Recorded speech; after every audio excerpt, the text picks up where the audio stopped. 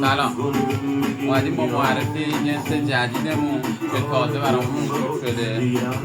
با این کارا اینا برچسب‌های ETF بهشون میگن یا سه بعدی.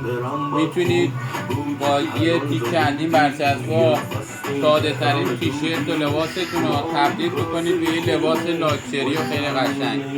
قیمت خیلی مناسبی دارن. هم ورقی تکمیل کامل میتونید خرید کنید، هم میتونید سفارشی، هر کدومی که میخواین حضوری تشریف بیارید انتخاب کنید. مدلاش و تنوعش خیلی زیاده.